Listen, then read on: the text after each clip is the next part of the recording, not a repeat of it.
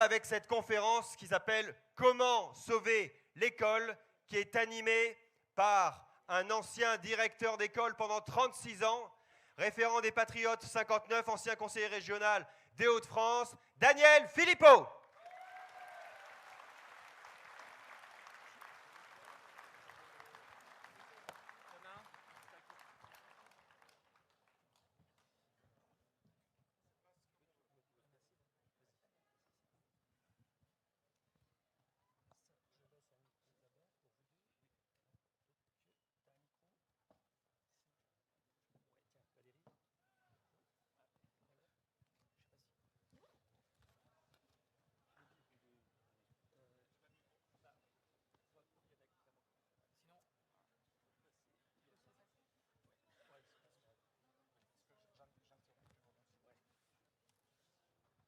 Voilà, bonjour à tous. Écoutez, on va commencer cette table ronde tout de suite. Comme l'a dit Eric, le thème est le suivant, comment sauver l'école, hein. Alors, je commencerai par dire que si on s'en tient aux résultats qui ont été publiés récemment, résultats du baccalauréat 2023, on pourrait penser que tout va bien, hein, puisqu'on a un taux de réussite qui est de l'ordre de 91% quasiment, 95,7% pour le baccalauréat général. On a plus de la moitié des candidats qui ont une mention, donc on pourrait dire que oui, effectivement, tout va bien. Pourtant, tout le monde le sait, l'école va mal. Le niveau baisse, tout le monde peut le constater, et tout le monde est d'accord sur ce constat, et on a une pénurie d'enseignants. Toutes les évaluations nationales et internationales montrent que la baisse de niveau se poursuit. Elle continue d'année en année. À chaque évaluation, on voit une baisse. On avait pourtant le ministre Blanquer qui disait le niveau monte, il n'y a pas si longtemps. Et puis on a eu son successeur Papendiaï qui a dit le niveau d'ensemble baisse. Donc comprenne qui pourra. Mais il y a un double phénomène qui est inquiétant, c'est qu'on a de plus en plus d'élèves qui sont en difficulté et de moins en moins de très bons élèves. Ça, c'est vraiment très inquiétant et il devient urgent de sauver cette école et ça sera le but de cette table ronde. Permettez-moi... Ah oui, on me signale que je dois annoncer qu'il y a actuellement une autre table ronde à l'étage sur la sortie de l'OTAN, la défense, etc. Voilà, donc je voudrais tout d'abord vous présenter les orateurs qui vont donc animer cette table ronde. Alors je vais commencer...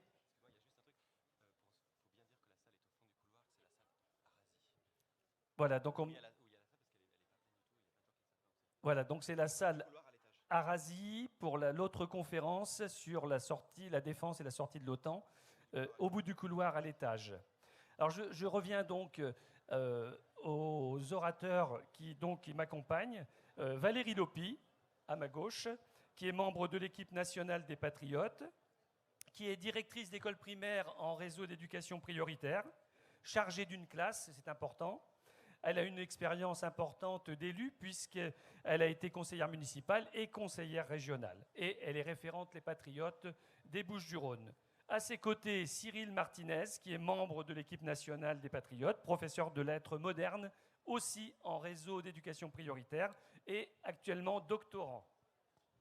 À ma droite, j'ai Alain Avello, qui est membre du comité exécutif des Patriotes, président de l'association Racine, l'ex-collectif Racine, qu'on connaît bien, professeur de philosophie, directeur du pôle expertise des Patriotes et directeur de la publication de la revue Défi Souverainisme qu'on présente dans les stands et que vous pourrez avoir à votre disposition là-bas, et qui en même temps qui est référent les Patriotes donc de Loire-Atlantique. Et enfin, juste à côté d'Alain, on a René Chiche, que beaucoup connaissent, hein, professeur, voilà je crois que René est venu avec ses fans. Professeur agrégé de philosophie, très présent, c'est pour ça que vous le connaissez bien, hein, très présent sur les réseaux sociaux. Vice-président du syndicat Action et Démocratie CFE-CGC, membre du Conseil supérieur de l'éducation, et il est auteur du livre La désinstruction nationale, que vous aurez l'occasion de trouver dans le stand des livres. Voilà. Alors malheureusement, il y en a très peu, hein, je crois.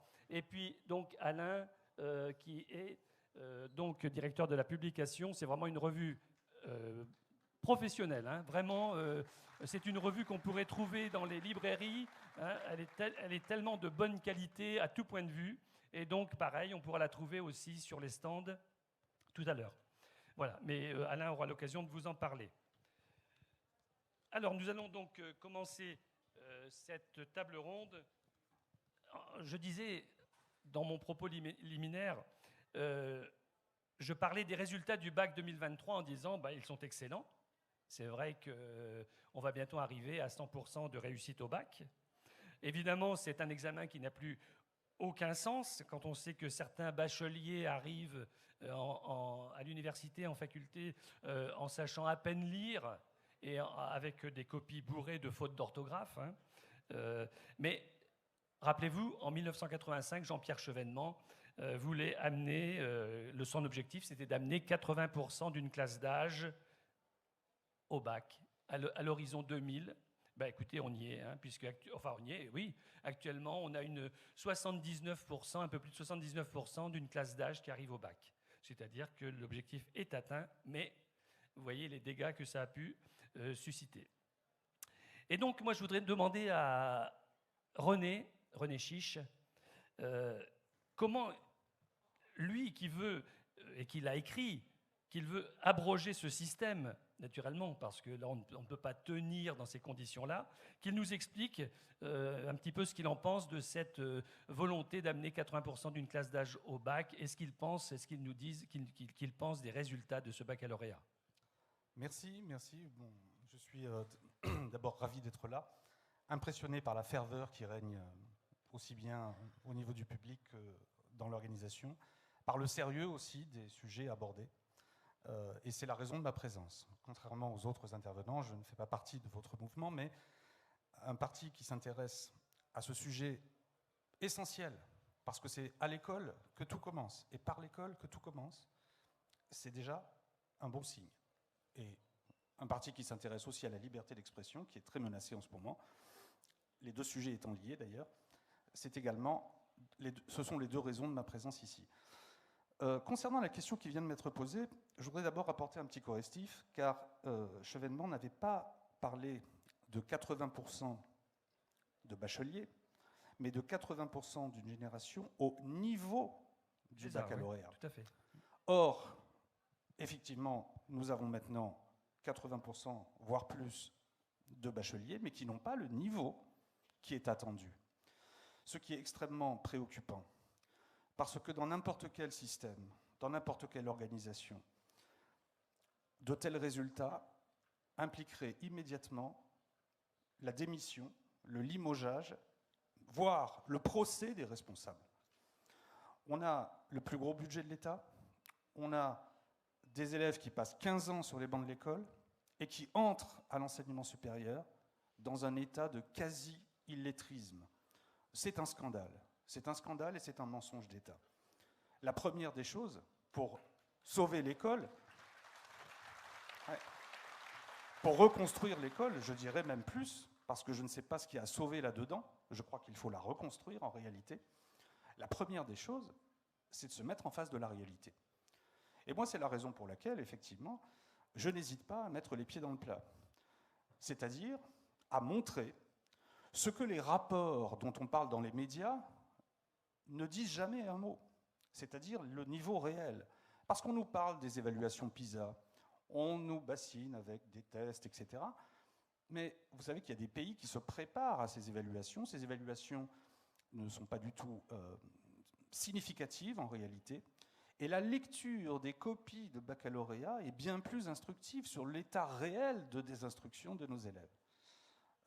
On ne peut pas tolérer cela. Donc, effectivement, moi, c'est pas que je veux mettre à plat ce système. Ce système est déjà, en lui-même, il est déjà détruit.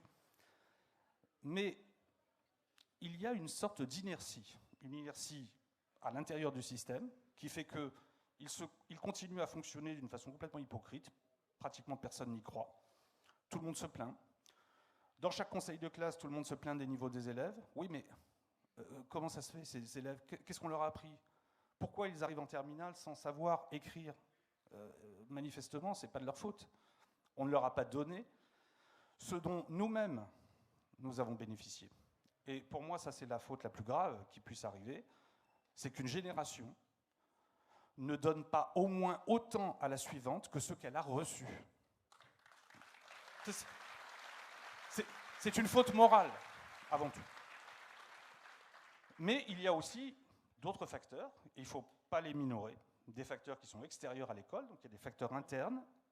J'aurai l'occasion peut-être d'en aborder quelques-uns, y compris le syndicalisme, la responsabilité des ministres, évidemment. Mais il y a aussi des facteurs externes. Il y a le rôle, d'abord le rôle des médias, qui fabriquent une réalité parallèle, y compris dans le domaine de l'école. De quoi on parle en ce moment? Vous ouvrez un poste de télévision ou de radio, on ne parle que de l'abaya, on ne parle pas du niveau scolaire.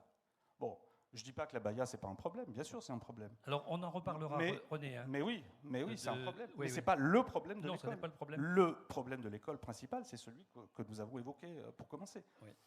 Et puis, il y a le numérique. Là, c'est un vrai danger. J'alerte particulièrement tout le monde là-dessus, parce que si nos élèves, leurs capacités intellectuelles sont en ce moment en train d'être détruites, personne ne prend les mesures nécessaires. On devrait absolument être ferme là-dessus. Voilà. Alors, justement, sur le numérique, je vais rebondir simplement pour signaler que la Suède, par exemple, supprime totalement, à partir de cette rentrée, tout ce qui était numérique dans les écoles. Et remet des livres au goût du jour. Là-bas, on s'est aperçu que c'était une catastrophe, justement, dans l'apprentissage de la lecture. Et donc, au bout de quelques années d'expérience, retour à la case, mais alors pire qu'à la case départ, parce que là, on bannit complètement tout ce qui est numérique et on remet des livres dans toutes les mains, dans toutes les écoles, à partir du plus jeune âge. Je voudrais ajouter un dernier mot, excusez-moi. Quand je parle de quasi-illettrisme, souvent, on croit que je parle de l'orthographe. L'orthographe, c'est un sujet, mais c'est un sujet secondaire. La langue, c'est la structure de la pensée. C'est la structure de la pensée. L'apprentissage de la langue est la condition, non seulement de tous les autres apprentissages, mais même de l'exercice de son métier d'homme. Je dis bien de son métier d'homme, car ce qui nous distingue des bêtes, c'est notre capacité à parler, c'est ce que disait déjà Aristote il y a 2500 ans. Et donc c'est un enjeu qui déborde la simple question de l'école, et je dirais même la simple question de la citoyenneté. C'est un enjeu civilisationnel, c'est un enjeu qui concerne l'humanité. On va avancer, René, parce que je voudrais aussi passer la parole à mes collègues. Et là, je me tourne vers Valérie, parce que tu disais il faut reconstruire. Mais pour reconstruire sur des bases, il faut qu'elles soient solides. Et donc, Valérie, justement, proposait déjà d'abolir la loi Jospin, qui a fait terriblement mal à l'éducation nationale quand il en était ministre. Alors, là, vous m'entendez? Oui, c'est bon. Effectivement, la loi Jospin, c'est celle qui a mis en place les cycles. Voilà, pour ceux qui ont eu des enfants à l'école primaire, c'est qu'en fait, au lieu d'avoir des objectifs de savoir par année scolaire, eh bien, on va dire mélangé avec les autres classes, ce qui fait qu'à la fin du primaire, eh bien, finalement, on ne sait pas quel savoir exactement il faut savoir. Et donc, bien sûr que cette loi, il faut l'abolir. Il faut aussi abolir celle de M. François Fillon, vous voyez, pourtant la gauche, la droite, M. François Fillon qui a mis en place les compétences, ce qui fait que lorsque votre enfant vous rapporte des évaluations, vous ne savez pas trop ce qu'il a appris, parce qu'en fait, au lieu d'avoir un bulletin trimestriel avec des notes pour chaque discipline, eh bien, vous avez des phrases qui veulent tout dire et rien dire. Donc voilà, ces deux lois-là, il faut les abolir, parce qu'effectivement, il faut qu'à chaque année scolaire, à la fin de chaque année scolaire, les enfants aient acquis un certain nombre de savoirs et non pas de compétences. Et s'ils n'ont pas acquis ces savoirs, eh bien, ils ne peuvent pas passer dans la classe supérieure parce qu'ils ne seront pas capables d'apprendre l'année suivante. Oui, et alors, justement, quand on parle d'avoir des bases solides, saines, On a eu aussi la proposition qu'on retrouvait d'ailleurs dans les 100 propositions de Racine, à savoir la fin du collège unique. Et Cyril voudrait nous en dire quelques mots, puisqu'il travaille aussi en collège, justement dans un réseau d'éducation prioritaire. Oui, absolument. Déjà, en fait, il faut peut-être recontextualiser que le collège unique a été la continuité d'une politique qui a été menée durant les années Mitterrand, de travail de sape en fait, des métiers d'apprentissage, des métiers professionnels, comme quoi, par exemple, si on est en lycée professionnel, si on fait de l'apprentissage, c'est parce qu'on est mauvais ailleurs et que donc on va choisir une voie qui serait, pour ces gens-là, une mauvaise voie, une voie qu'il faudrait fuir.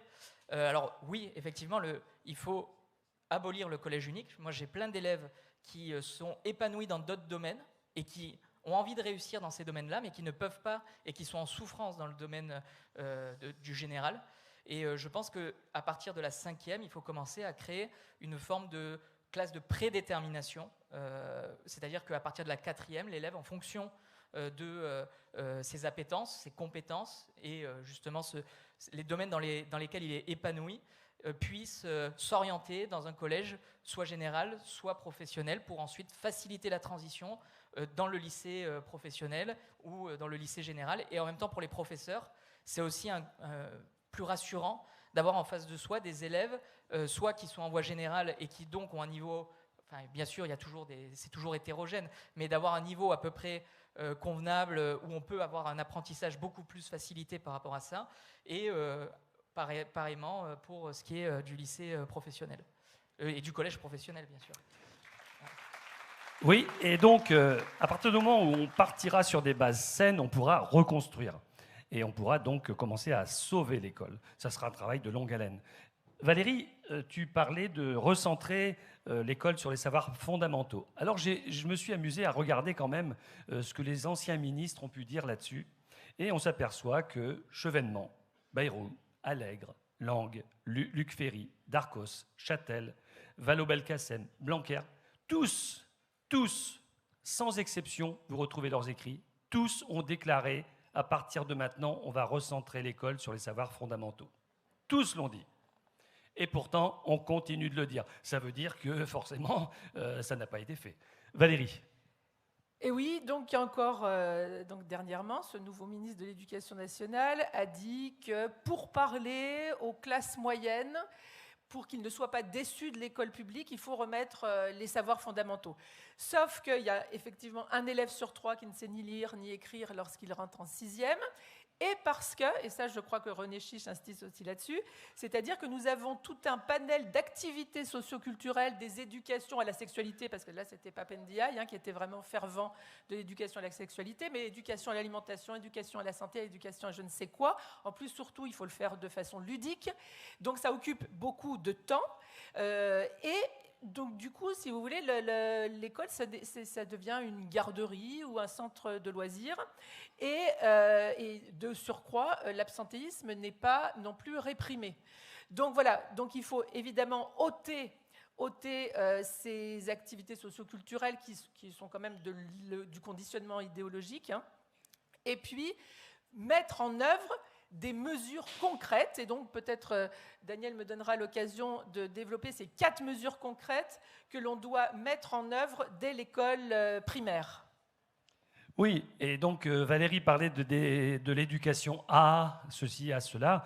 Je ne vais pas faire la liste, elle est trop longue, mais des semaines, alors qu'on n'impose pas, mais qu'on nous demande de suivre et qu'on nous conseille de suivre. Alors il y a des semaines d'éducation contre le racisme et l'antisémitisme, il y a des semaines sur la démocratie scolaire, des semaines de la prévention des accidents, semaine des mathématiques, semaine de la lecture, du climat, semaine du développement durable, semaine de la presse et des médias. Allez, j'arrête la liste, je pourrais la continuer très longuement, mais puisqu'on en est dans les apprentissages fondamentaux, je voudrais demander à Alain, justement, qui, lui, est aussi quelqu'un qui veut absolument mettre l'accent sur la transmission des savoirs. C'est quelque chose qui est très important, qui est donc professeur de philosophie, et donc qui va pouvoir nous en dire quelques mots. Oui, alors effectivement, je pense que la reconstruction de l'école ne pourra devenir effective qu'à la condition de commencer à être clair sur ce que sont les missions de l'institution scolaire. Et évidemment, la première mission de l'institution scolaire, c'est de transmettre des savoirs et des savoir-faire parce qu'effectivement, nous sommes tout à fait partisans, et c'est même un impératif, de revaloriser la voie professionnelle de sorte à réaliser l'égalité. L'égalité dans la pluralité des voies, parce que comme Cyril l'a très bien dit, effectivement, on maintient artificiellement au collège unique, mais également au lycée, des jeunes gens qui s'y perdent, s'y fourvoient, n'y trouvent pas d'intérêt et trouveraient par contre moyen de s'épanouir dans d'autres voies, comme la voie professionnelle, mais il faudrait que ces voies-là soient aussi des filières d'excellence. Concernant les missions donc, de l'institution scolaire, la première est incontestablement la transmission des savoirs, et j'insiste sur ce point en mettant particulièrement l'accent sur la transmission du savoir à destination des élèves qui sont les plus défavorisés socialement et culturellement. On sait que, hélas, cela va souvent ensemble.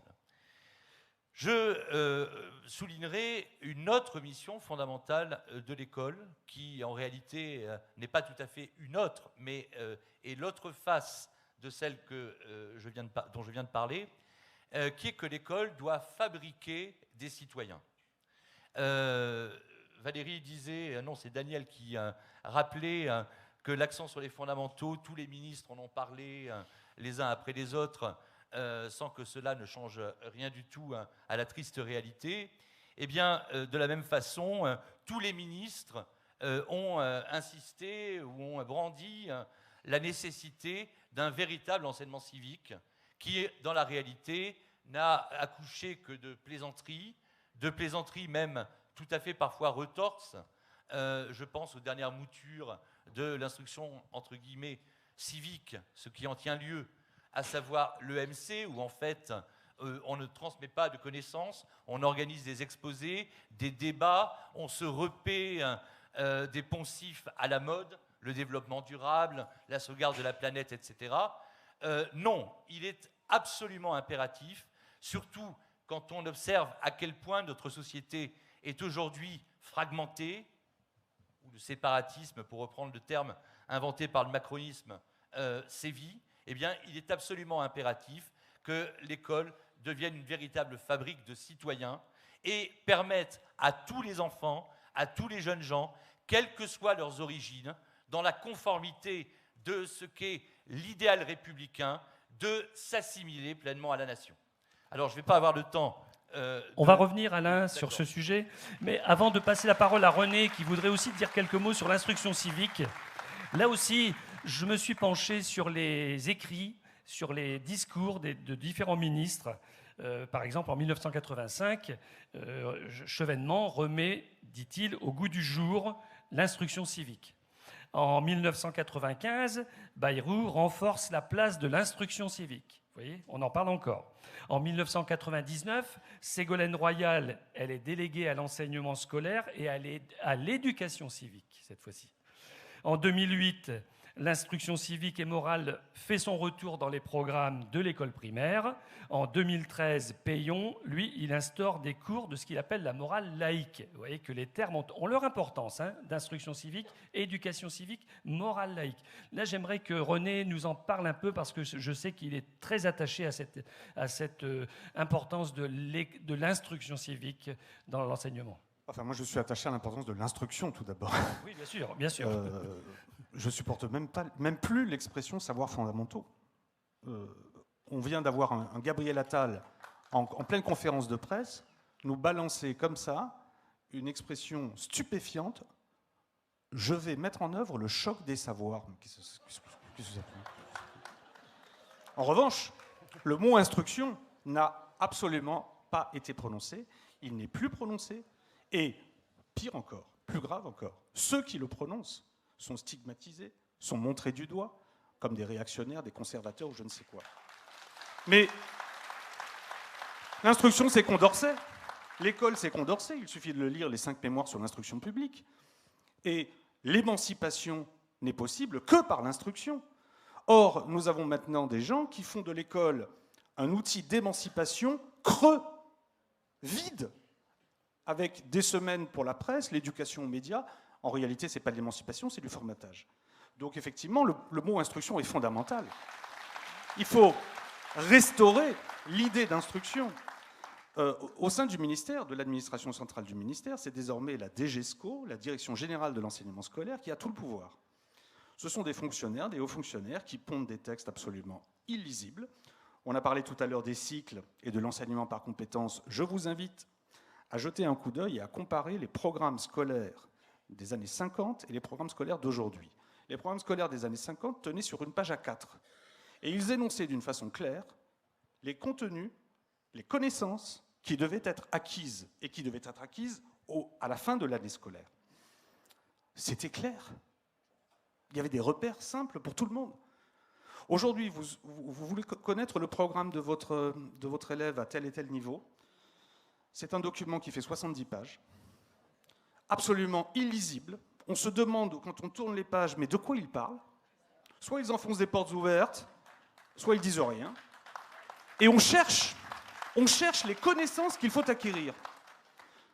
Et effectivement, comme maintenant, ce n'est même plus par année scolaire, mais sur un cycle, c'est-à-dire sur 3 ans, les élèves passent 3 ans à ne rien apprendre.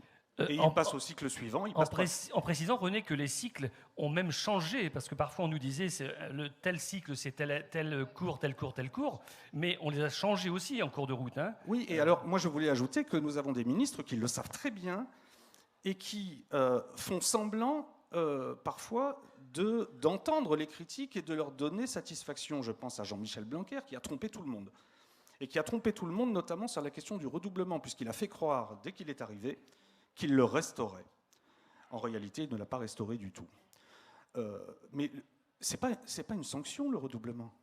Ce qui est, c'est respecter l'élève, parce que si on laisse des difficultés devenir de véritables lacunes, à un moment donné, on ment aux élèves, on les trompe sciemment.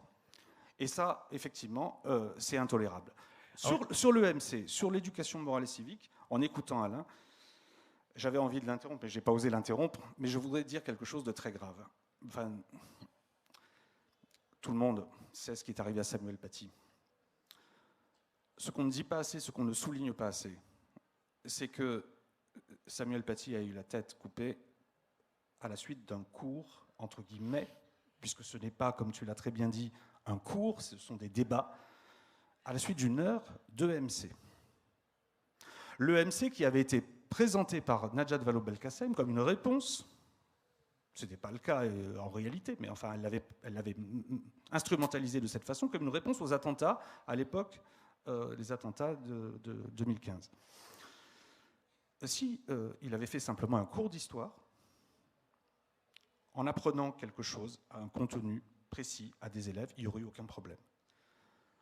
Faire débattre des élèves, des jeunes élèves de 4e sur des thèmes aussi fondamentaux que la liberté, alors qu'on ne leur a pas donné les connaissances pour que leur débat ait un sens, c'est, encore une fois, un mensonge.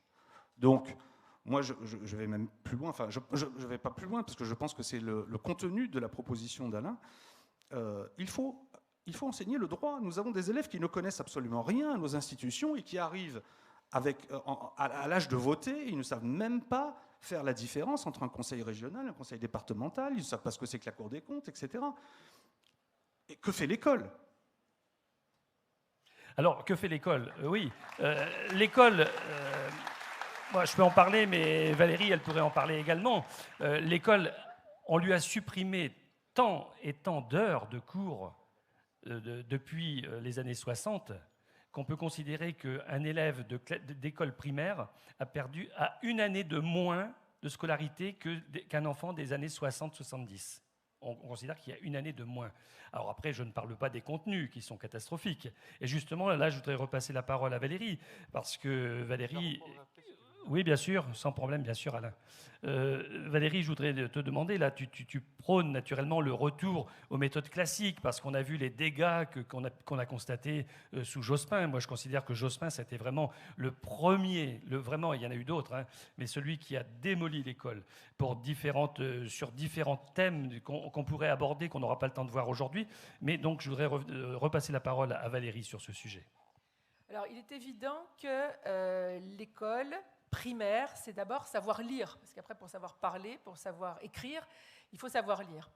Et évidemment, la méthode syllabique, c'est-à-dire B et A fait bas, est nécessaire pour pouvoir lire, pour pouvoir aussi orthographier, parce qu'on ne peut pas savoir orthographier avec du global. Et ça signifie aussi qu'il faut un entraînement comme un sportif qui va écrire beaucoup, qui va lire beaucoup. Et donc ça veut dire que cet entraînement, il faut qu'il représente au moins 50% du temps scolaire pour les petites classes, CP, CE1, et au moins 40% pour les cours moyens.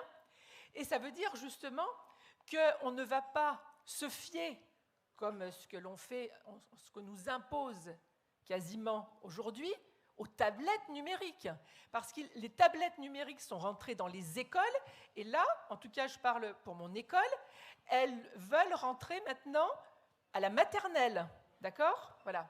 Donc, c'est vrai que c'est tout à fait un fantasme, parce que déjà, l'écran, déjà les parents savent que pour lutter contre l'addiction à l'écran, c'est difficile quand on a des enfants, parce que finalement, ça empêche l'imaginaire naturel, donc ça fait des dégâts sur le plan psychologique. On ne peut pas... L'écran, ça va divertir, alors qu'en fait, il faut se concentrer pour apprendre. Et puis voilà, en tout cas, l'écran, finalement, ça fait des ravages, et on le voit déjà. Donc, la méthode syllabique, et puis ça veut dire aussi qu'il faut réinstituer je vais aller dès le CP, que les parents soient des accompagnateurs le soir, c'est-à-dire un petit travail de lecture le soir avec leur enfant, parce qu'ils doivent rester les éducateurs, les parents, et donc accompagner leur enfant dans une petite lecture par leur affection, par leurs exigences morales, et qu'ils ne soient pas, et qu'ils ne deviennent pas des usagers consommateurs. Voilà. Donc tout ça, c'est ce travail d'entraînement. Et puis aussi la tablette numérique, vous imaginez bien qu'on ne peut pas écrire avec une tablette numérique, mais eux, ils considèrent que l'enfant, il va écrire avec des lettres comme ça en tapant dessus. Voilà. Écrire, ça veut dire faire le geste de l'écriture et apprendre sur du papier à écrire. Donc voilà, tout ça participe à vraiment de vrais apprentissages. Alors j'évoquais Lionel Jospin, mais il en est un autre qui, lui, est considéré comme l'un des principaux responsables de la déliquescence de l'école. Il s'agit de Philippe Mérieux. Et là, je vais passer la parole à Cyril.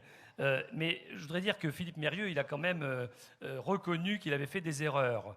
Par exemple, il a écrit « Il y a 15 ans, par exemple, je pensais que les élèves défavorisés devaient apprendre à lire dans des modes d'emploi d'appareils électroménagers. » Vous voyez, ça vous en dit long. Après, quand on se demande comme René pourquoi est-ce que nos élèves arrivent au niveau bac sans savoir lire ou écrire, lui, il voulait apprendre à lire dans des modes d'emploi d'appareils électroménagers plutôt que dans des textes littéraires. Et il dit « parce que j'estimais que c'était plus proche d'eux ».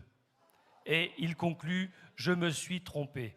Ben oui, mais enfin, il s'est trompé il l'a reconnu 15 ans après. C'est dire les dégâts qui ont été réalisés pendant tout ce temps. Cyril, tu voudrais nous en dire quelques mots? Oui, absolument.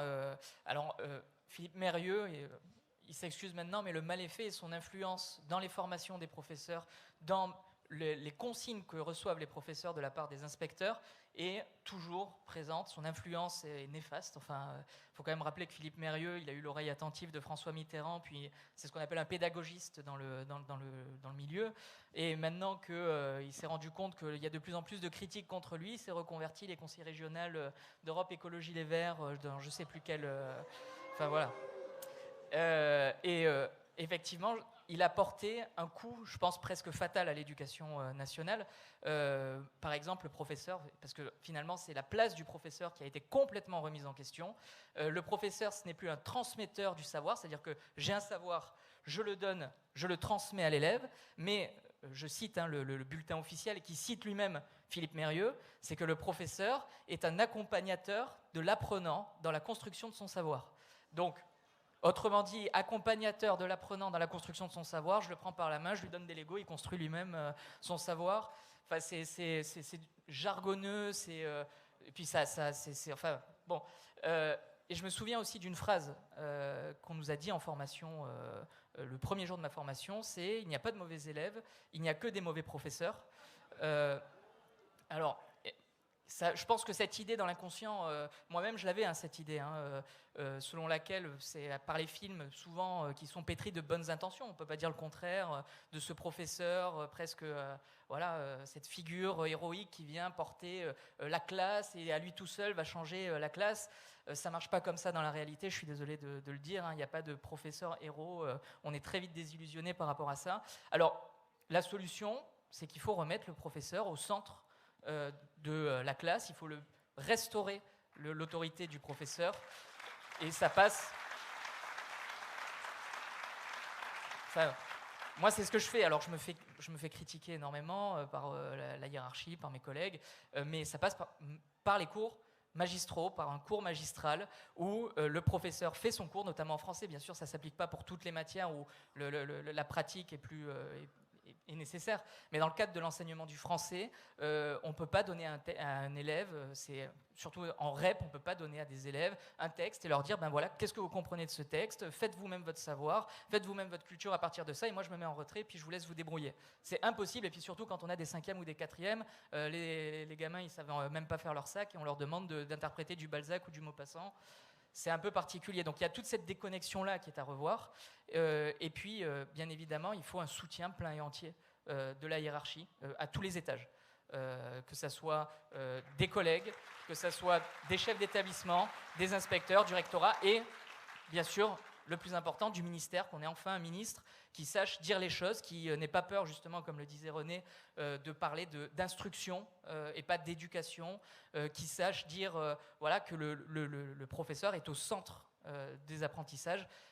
Et puis, au-delà de ça, il faut aussi revaloriser l'honneur du professeur. Enfin, il faut quand même savoir qu'un professeur titulaire certifié qui a passé un bac+5, qui a passé un concours qui est loin d'être évident, qui n'est pas facile, le CAPES, malgré ce qu'on peut dire, et qui est payé 1,1 fois le SMIC en début de carrière, déjà, en termes d'image, ce n'est pas forcément idéal.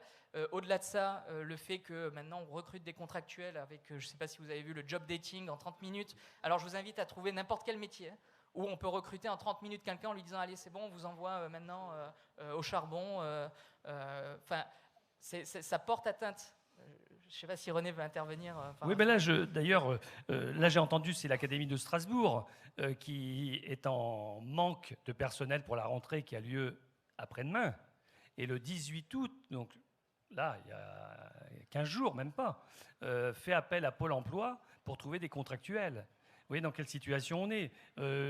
Tout à l'heure, donc tu parlais de personnels qui sont recrutés en 30 minutes. Oui, avec ce qu'on appelle maintenant le speed dating. Donc 30 minutes devant quelqu'un, allez hop, c'est bon, vous êtes embauché. Je ne parle pas des mamans qui avaient 3 enfants et qui pouvaient devenir enseignantes.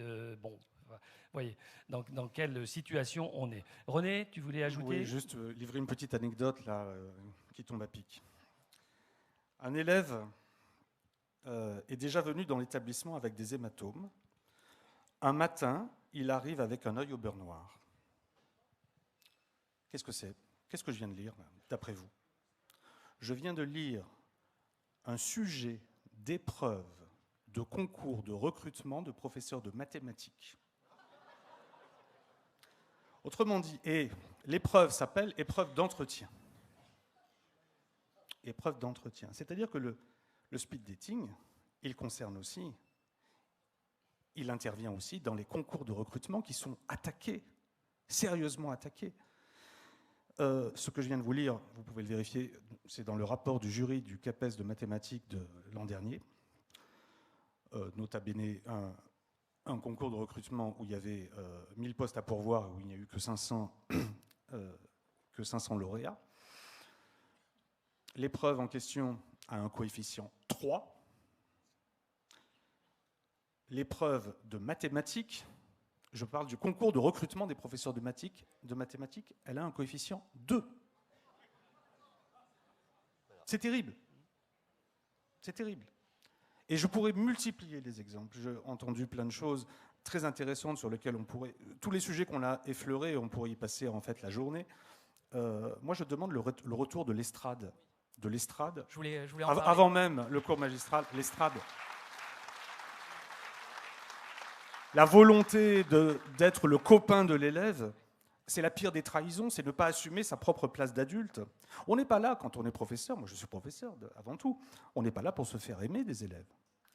Mais on a l'impression que tout est fait de façon complètement démagogique au ministère, par peur de choquer l'élève, de le brusquer.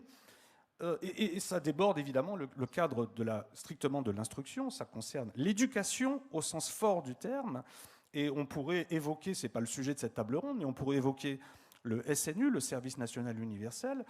J'y consacre un chapitre dans mon livre parce qu'à l'époque, il n'existait pas encore, mais le rapport qui préconisait l'instauration de ce Service national universel contenait des phrases que tout éducateur doit condamner. Des phrases telles que il faut faire attention à ne pas imposer aux jeunes gens un système dont ils ne voudraient pas. Mais c'est renoncer à l'éducation, c'est renoncer à la transmission des repères. Et si l'on attend que l'élève soit content, et ben on lui donne des bonbons et puis on le laisse dans l'illettrisme. C'est à peu près ce qui se passe avec les écrans d'ailleurs.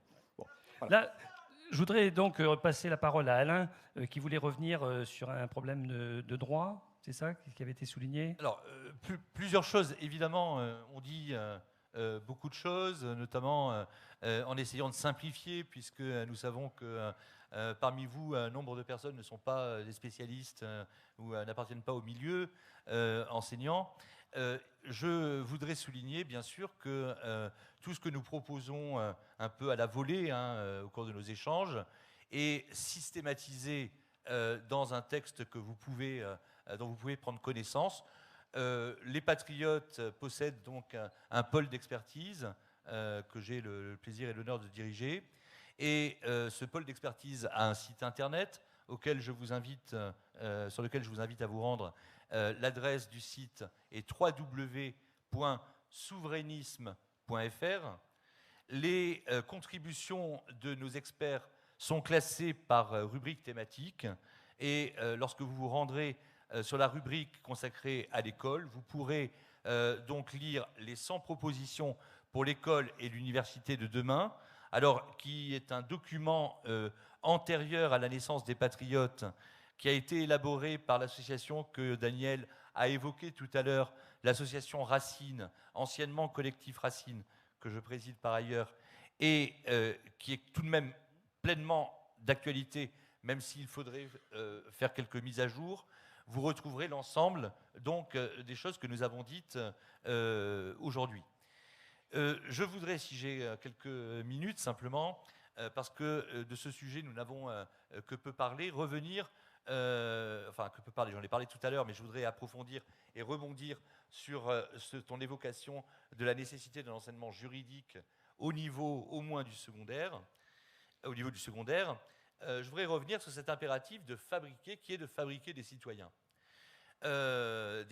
pleinement, je le redis, assimilés à la nation, quelle que soit, c'est là la conception républicaine de la citoyenneté, quelles que soient leurs origines. Pour y parvenir, et très concrètement, il y a un certain nombre de modalités à mettre en œuvre. En premier lieu, il faut donner toute leur place aux enseignements qui donnent des raisons d'être fiers d'être français.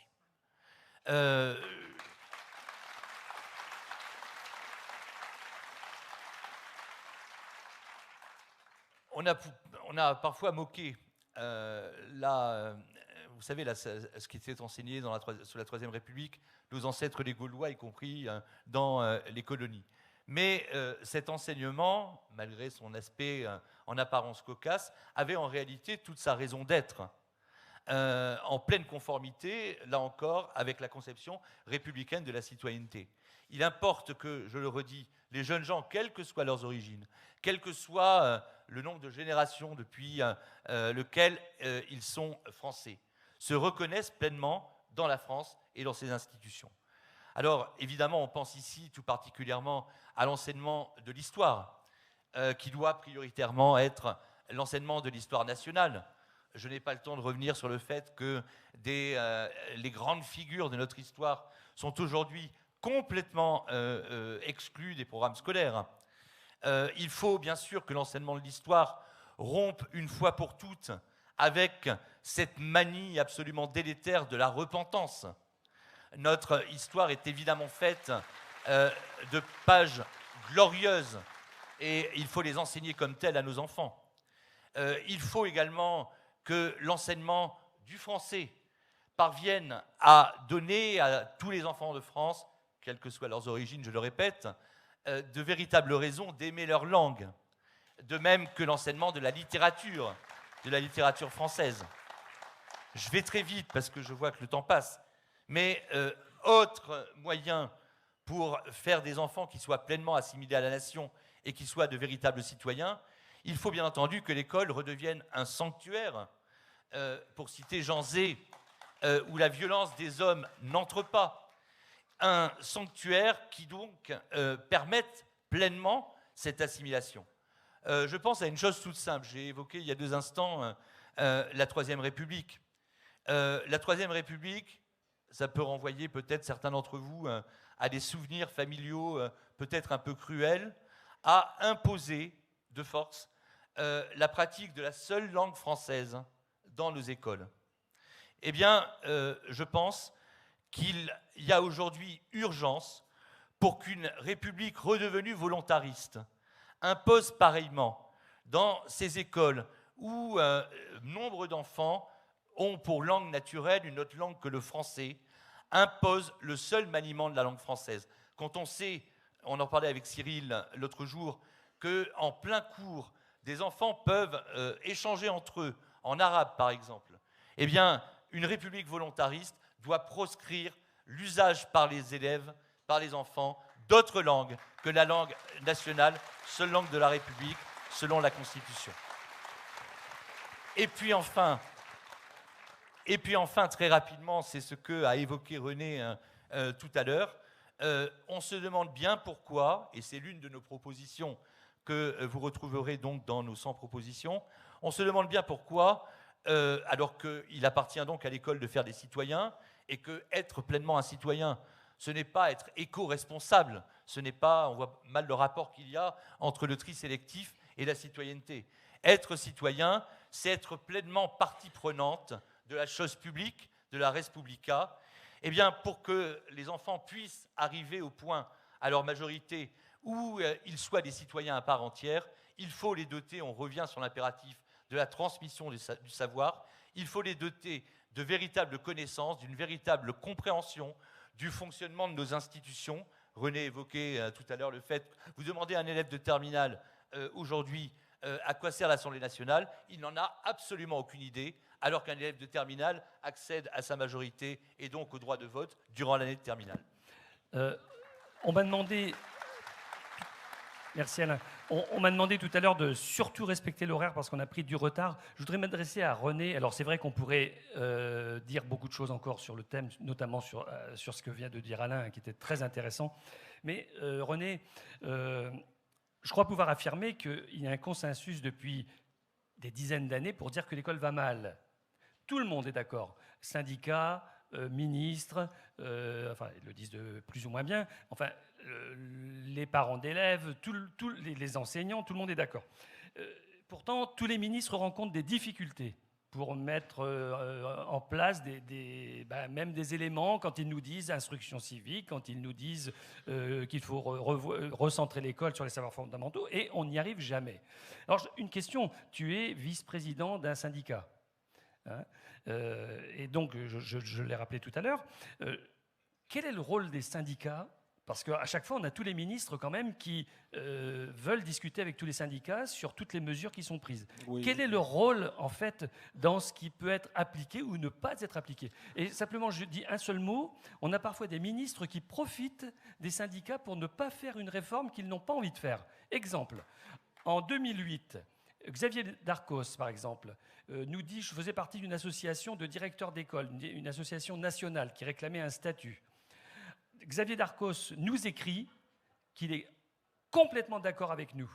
Mais, il ajoute, vos représentants syndicaux ne le veulent pas. Et il ne le fait pas. Eh bien là, on entre dans les vrais sujets. Alors, assez brièvement quand même, hein, parce que j'ai un autre sujet après. Alors, je ne sais pas de combien de temps... Si j'ai 1 minute, ça va être très difficile. Non. On entre dans dans le vif du sujet, si j'ose dire, parce que les intentions, nous les partageons, les ambitions, nous les partageons. C'est la question du comment. Le thème de la table ronde, c'est comment sauver l'école. Tout à l'heure, il a été fait mention de l'Assemblée nationale. Il n'y a plus aucun débat à l'Assemblée nationale sur l'école. Pourquoi ? La question de l'enseignement de l'histoire, la question de l'enseignement du droit, etc., a été complètement transférée par la loi Jospin au pouvoir réglementaire, et par la loi Peillon qui l'a aggravée, au pouvoir réglementaire. Au pouvoir réglementaire.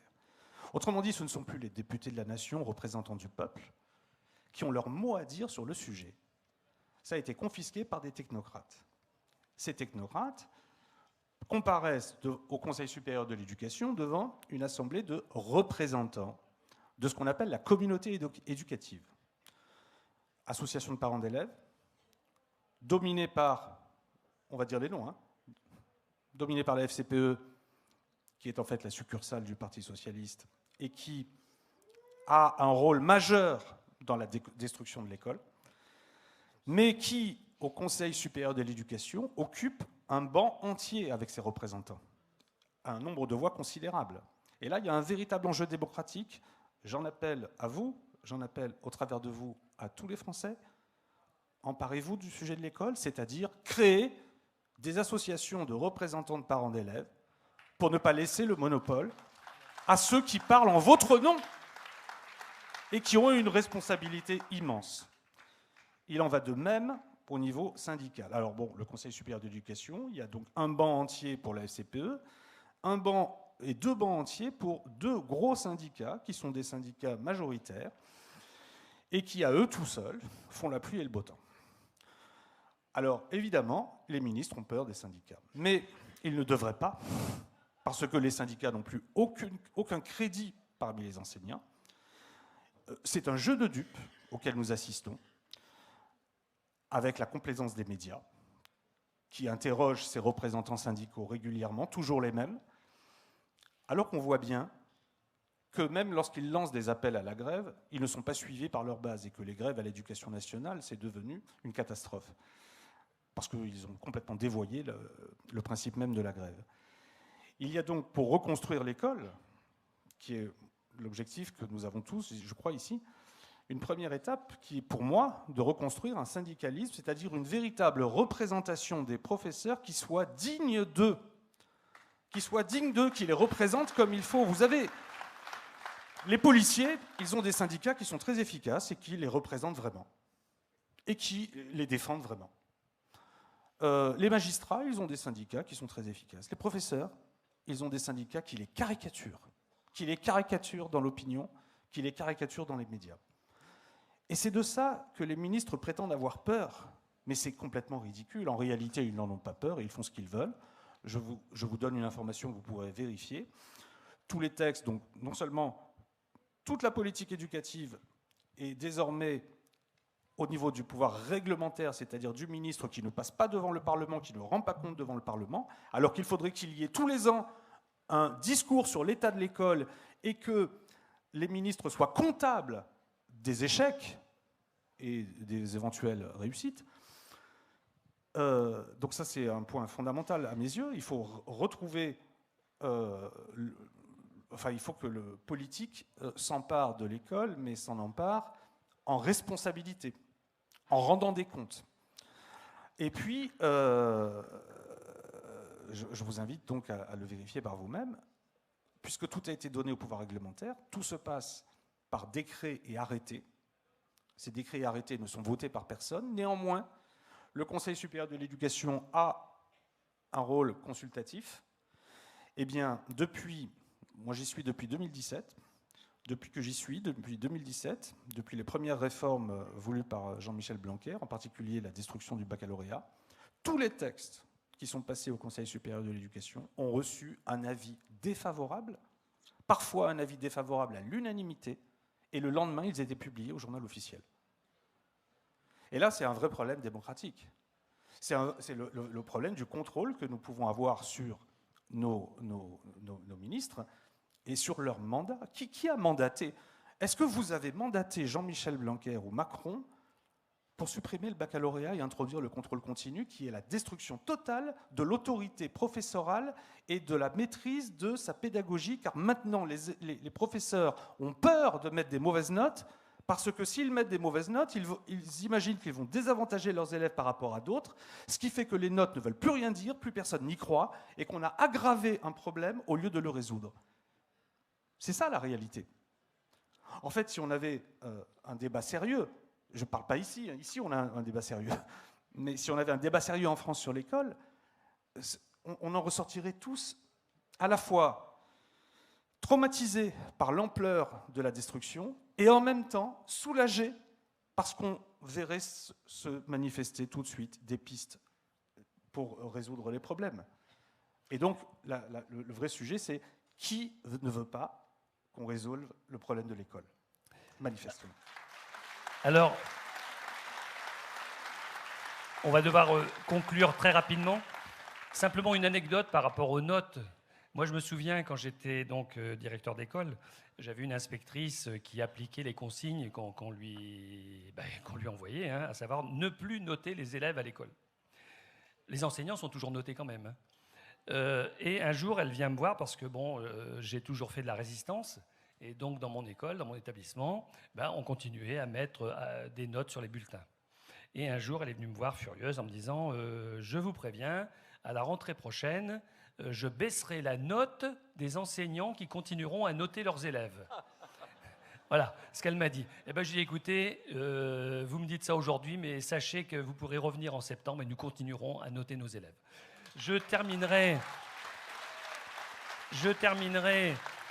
parce qu'on va devoir conclure très vite. On m'a demandé surtout de ne pas dépasser à cause du retard de tout à l'heure. Macron a dit que, oui, l'école, c'est un sujet régalien. Et donc, il a demandé à ce qu'on mette en place un système qui permette de faire revenir les élèves, notamment des quartiers défavorisés, à l'école à partir du 20 août. En fait, il n'y a pas grand-chose de nouveau. Hein. Valérie, elle peut nous en parler, dire quelques mots peut-être là-dessus. Donc c'est secondaire naturellement, mais enfin ça en dit long sur ce qu'on nous annonce comme étant une grande nouveauté. Oui, alors effectivement, c'était une annonce dès le 20 août et les élèves sont en classe, les élèves en difficulté bénéficient d'un enseignant. Alors déjà, c'est très difficile de trouver les élèves qui veulent bien venir le 20 août en classe et puis les enseignants aussi parce qu'ils sont payés à coups de lance-pierre. Et d'autre part, c'est vraiment du saupoudrage de moyens pour rendre en plus les familles encore plus consommatrices, hein, parce qu'il y a des parents par contre qui les mettent parce que ça fait la garderie de fin d'été, c'est sympa. Et puis par exemple, vous jouez dans le sud de la France où il fait quand même 30 degrés dans les classes dès le mois de juin, eh bien les élèves partent quand ils veulent, hein. Il n'y a pas en fait de fin d'année scolaire à proprement parler, dès le 15 juin il y en a qui partent, il y en a même qui partent avant, enfin bref bon. Et donc du coup forcément le 20 août il fait aussi plus de 30 degrés dans la classe, donc en fait tout ça c'est vraiment du saupoudrage de moyens. Alors c'est vrai que les syndicats on les entend aussi beaucoup de parler de moyens. Et ça, évidemment, ça n'a rien à voir avec les savoirs exigés et les connaissances exigées en fin d'année scolaire. Donc, c'est ce qu'il faut viser. Et ça, c'est vraiment du bluff, d'ailleurs, que personne, à mon avis, ne croit. Voilà. Dernier petit mot. Alors, il nous reste, Alain, 2 minutes. Je sais que tu voulais nous parler justement de ce qu'a dit Attal sur l'abaya. Si tu peux en dire quelques mots, alors vraiment en 2 minutes. Hein. À peine quelques mots. Je comprends bien que, comme tu l'as dit tout à l'heure, René, c'est un sujet d'importance, mais c'est pas le sujet fondamental. C'est pas le sujet de l'école, effectivement, d'ailleurs. À ceci près que pour que l'école puisse être donc ce sanctuaire dont je parlais tout à l'heure, eh bien, et qu'il importe, je reprends ma formule également de tout à l'heure, que la République se fasse vraiment volontariste, ce qu'elle n'est plus. Hein, cela doit conduire notamment à ce que l'école soit le cadre d'une laïcité intransigeante. Il ne peut pas y avoir d'assimilation, de formation du citoyen s'il n'y a pas une stricte neutralité dans l'ordre du cadre scolaire.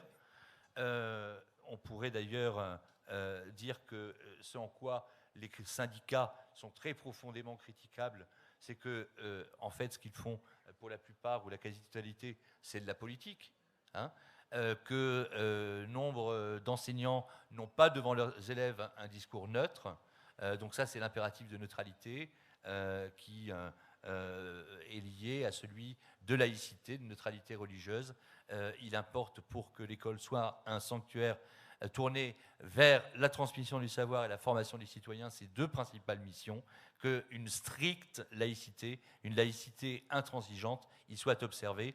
Donc bien sûr, même si ce n'est pas certes l'essentiel, ce n'est pas s'en prendre à l'essentiel, l'interdiction tout de même de l'abaya et autre chose.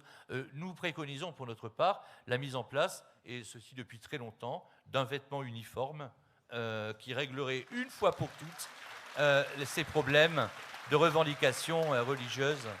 Alors c'est vrai ce que disait René et ce que tu as dit, que ce n'est pas le problème de l'école, mais ça va être le problème des enseignants, rencontrés par les enseignants. J'ai entendu hier soir, par exemple, qu'un fabricant de vêtements, un fabricant anglais de vêtements religieux, va vendre des abayas aux Françaises et elles seront remboursées si elles prennent le droit de rentrer en masse dans les écoles. Ça, c'était une information qui nous est apparue hier. Voilà, moi je m'arrête là parce que c'est vrai qu'on m'a demandé de ne pas déborder. Je voudrais remercier donc René Chiche pour ses interventions.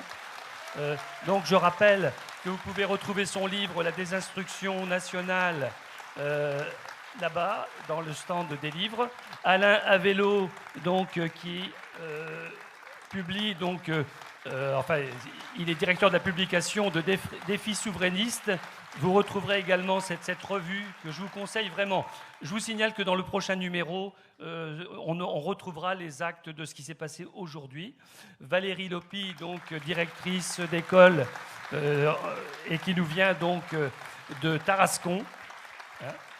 Cyril Martinez, là, il est presque en voisin, puisque lui travaille en Seine-Saint-Denis, donc en voisin par rapport à Valérie, je veux dire. Voilà. Merci à tous. On aurait tellement d'autres choses à dire, mais hélas, on est obligé de respecter l'horaire. Il nous faudrait une journée complète pour discourir sur l'école. Merci à tous. Merci beaucoup. Merci.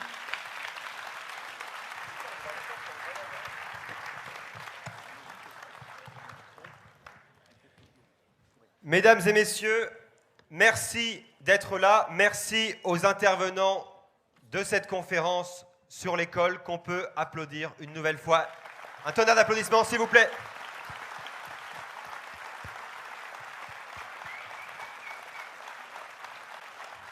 Cette conférence, parmi les autres conférences, montre que, aux Patriotes, nous ne voulons pas être l'alternance, nous voulons être une alternative concrète, résolue au système.